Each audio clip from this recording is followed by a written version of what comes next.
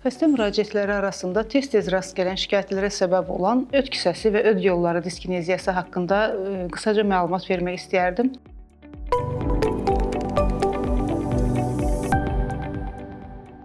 Diskineziya nədir? Diskineziya öd kisəsi və öd yollarının motorikasının, yəni hərəkətinin pozğunluğudur. Diskineziya funksional və üzvü olur. Diskineziyanın iki tipi vardır: hiperkinetik və hipokinetik. Xəstəliyin şikayətləri və müalicəsi diskineziyanın tipindən asılı olaraq bir qədər fərqli olur.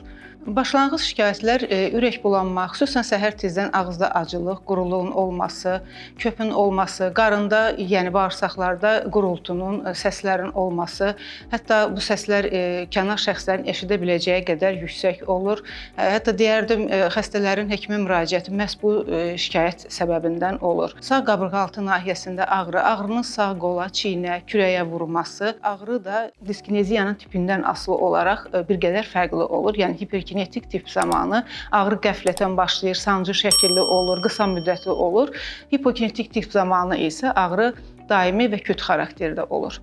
Müayinə zamanı, yəni laborator göstəricilər normal olur. Ultrasəs müayinə zamanı öd kisəsində, öd yollarında daş, palçıq aşkarlanmır.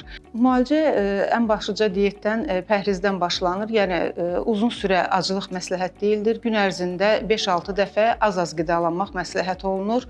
Müalicə əsasən diskineziyanın tipindən asılı olaraq xolikinetiklər, xolieritiklər, spazmolytiklər, ferment preparatlara üstünlük verməklə aparılır. Diskineziya problemləri vaxtında araşdırılıb, müalicə olunmazsa, hepatobiliar sistemdə daha ciddi dəyişikliklərə, xolistaza və öd daşı xəstəliyinə gətirib çıxarar. Bu şikayətlər sizdə də varsa, vaxtında həkimə müraciət edib müalicə olunmanız məsləhətdir.